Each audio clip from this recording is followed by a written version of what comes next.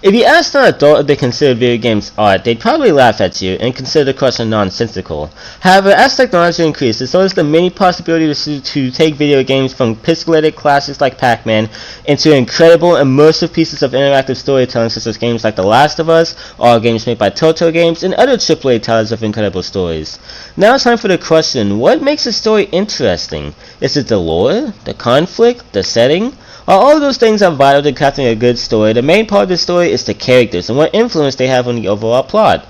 So I thought it'd be fun to make a personal top 5 list in my opinion on the best video game characters. And the most important thing to remember while watching this list is to take into consideration that I haven't played every video game in existence, and I'm only going off of my personal experience and knowledge of certain franchises. Also, I've never been scared to share my unpopular opinion with you guys, so there might be picks you've never heard of before. Last thing is, I want to give a clear explanation as to why I like a character, and in order to do so, I will have to dive into spoilers. However, that doesn't mean you can't watch this list. Every time a new pick is shown, there will be a timestamp at the bottom of the screen that skips the discussion of said character entirely. So if you see a pick of a video game franchise that you're planning on playing and don't want spoiled, just skip to the next pick. With those many disclaimers out of the way, let's finally begin the list. Coming in number 5 is Kenny from Telltale's The Walking Dead series. If you played this series of games before, you might be wondering why Clementine didn't take this spot since she's the main character and we follow her as she grows through the 4 games. Well, that was the original plan until I realized something. Clementine doesn't have any weaknesses or character faults. Since you're controlling her for 2 out of the 4 games and you're raising her in the first, her attitude and behavior depends on you, the player. And most people when playing these games will try to be on everyone's good side and save as many people as you can, which makes for a nice character, but not a good one from an objective standpoint, which is not a fault of the game since the whole point is to give the player control of his or her choices. Kenny, on the other hand, is easily the most interesting character throughout the series. When we first see him, we're met with a basic family man from Florida who loves boats. However, as the game goes on and the safety of him and his family is threatened, you see a different side of him. A darker side. You see him throw any compassion for his enemies out the window, and you see what drastic measures he takes to ensure the safety of him and everyone around him. This way makes the player feel like they should be on Kenny's side since he's a good person of morally correct goals, but at the same time it makes the player fear him and what drastic measures he'll do next to protect his family. And when he ends up losing everything, he breaks down and barely ceases to function until he redeems himself near the end of the season and supposedly sacrifices himself to try to save the most annoying character in the series. When you find out he's alive in Season 2, most of us are thrilled to have him back. Until you get the same fear from Season 1 when he goes ballistic on Carver and threatens the safety of everyone when he loses his girlfriend. And during the finale, he attempts to kill one of the characters to not only avenge AJ but to ensure the safety of Clementine.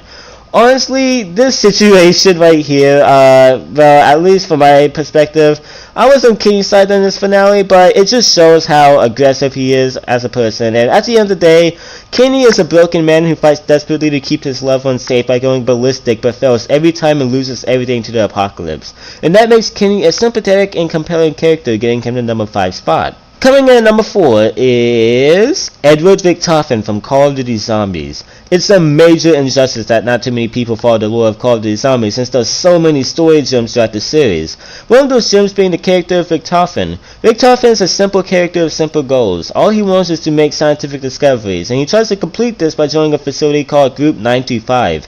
He starts working on teleportation. He succeeds but accidentally teleports to the moon where his mind is corrupted by the MPD, which is an ancient pyramid that holds insane power.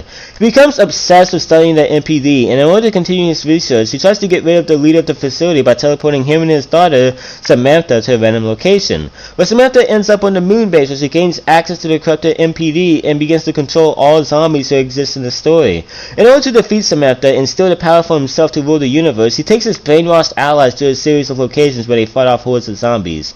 Since Richtofen is insane because of his mind getting corrupted by the MPD, he shouts the most random comedic quotes that are pretty fun to listen to. After the zombie season, he switches bodies with Samantha and gains full control of the zombies. That's where his story ends off until we're introduced to a separate dimension where Richtofen isn't corrupted by the MPD and he gains full knowledge of how everything works and how to stop an ancient alien race called the Apothicans. We see a different side of Richtofen, a side that wants to help humanity, and as the story progresses, he slowly gets attached to this group of unlikely comrades and decides to try to save them along with all of humanity. Whichever way you try to spin it, Richtofen is a great character of with entertaining quotes, ambitious goals, and it's just well constructed, earning him the number 4 spot. Coming in at number 3 is Kratos from the God of War series. Another example of a well-developed character. Kratos was born a Spartan, but before he loses to a barbarian, he makes a quick deal with Ares who serve him in exchange for rescue. The god wipes away his enemies, and Kratos serves Ares until Ares tricks him to attack a village where his wife and daughter are located, and he accidentally slaughters them. After this, his body is covered with the ashes of his dead family, and he vows vengeance on Ares. Kratos' lust for revenge, while funny to make fun of, is a really good play on how vengeance isn't always the best answer.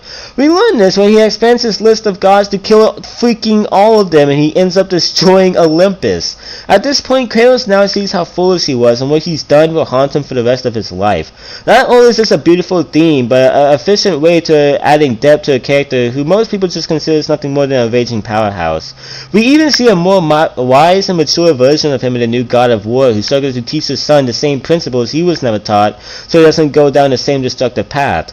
All that depth and being a genuine, just cool guy is why Kratos earns the number 3 spot. Coming in at number 2 is Sly Cooper. It wasn't just a great art style, great gameplay, and great story that made me fall in love with the Sly series. It was also the many different and great characters introduced throughout the 4 games that made me love it even more. And the main protagonist, Sly Cooper, is the best out of all of them. Sly is a descendant from a long family line of master thieves called the Cooper family. Each member of the family grew up with professional techniques and abilities that they would document on a book that was descended from generations called the Devious Raccoonus. On the night Sly was supposed to inherit the book, a group known as the Fingless Five kills Sly's father and steals the book for themselves so they can use the book's secrets to aid them in their criminal activity. After Sly meets 2 kids at his orphanage that later become lifelong friends, he takes on after his family by becoming a master thief like his ancestors before him, and he ends up defeating his father's killers and restoring the Devious Raccoonus. The thing that makes Sly so cool is not only his abilities, but his dedication throughout the 4 games. He's also really calm, even in the heat of the moment, and will never miss a chance to crack a joke at a major bloodthirsty crime boss without any hesitation. Sly is not only just a cool character, but it's the figure of my childhood who got me into gaming in the first place. And that is why Sly Cooper is such an amazing protagonist and well more than earns the number 2 spot. Coming in number 1 is, oh boy, Shadow the Hedgehog post 7th generation consoles. Some of you are probably looking at me like I'm insane. How is the edgy recolor of Sonic still the number 1 spot from candidates like Master Chief, Joel, Nathan Drake, and others? Well, that's what my 10-year-old self would have thought when he was first introduced to Shadow and didn't see anything special about him. But if you play a recent Sonic game, your thoughts would be proved right, and Shadow is just an edgy recolor of Sonic. But let's go over Shadow's backstory. Shadow was built by Professor Gerald Robotnik, Eggman's grandfather, and as part of an experiment to cure his daughter Maria of a deadly disease. Shadow and Maria grew up like siblings, but upon Shadow's discovery, the military raided the space base to destroy Shadow since they think he's too powerful. Maria puts Shadow in an escape pod, but right before he ejects to Earth, Maria is shot right in front of him. Maria makes Shadow promise he will help people and live a happy life on Earth. Shadow is found and put into a military base, but gets discovered by Eggman, who breaks him out. Shadow's memory is still foggy, and he allies himself with Eggman to help him destroy Earth since he thinks humanity should pay for Maria's death. However, later, he remembers Maria's promise, and he allies himself with Sonic and sacrifices himself to save the world. That was only 1 game, and Shadow had received an amazing arc. Even after losing everything and being looked at from humanity as a monster, he still gives his life to keep everyone safe so he can fulfill a promise to a loved one. But Sega wasn't done yet. In Sonic Heroes, Rouge finds Shadow still alive, except he doesn't remember who he is. Him, along with the player, is confused as to why he has amnesia, until the most heartbreaking moment in possibly any Sonic game takes place, and Shadow has to stare at a room full of shadows. He realizes that Shadow did actually die, and he's nothing more than a replacement.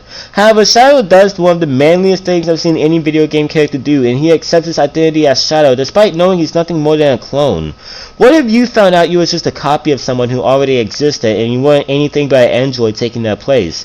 That would be a horrifying concept, and Shadow has to live with the fact that he's not real. But he disregards it and continues the legacy of his former self.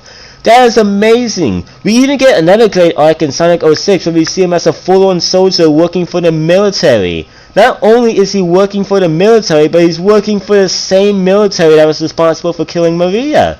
Shadow went from trying to destroy humanity out of vengeance to aiding the same military that took everything away from him in the first place. And you want to know the final punch in the gut for Shadow? The main villain of the game, Mephiles, tells Shadow that despite his heroism and sacrifices, once humanity is done using him as a puppet, they will turn on him in the future. He knows this because, he's Mephiles and he comes from the future. So basically Shadow would go back to being looked at as a monster, just like he was before his entire arc in Sonic Adventure 2. And this response from Shadow just solidifies how much development he has went through from the past 4 games. The world will betray you. Why fight all? Why risk your life for those who will persecute you later? If the world chooses to become my enemy, I will fight like I always have.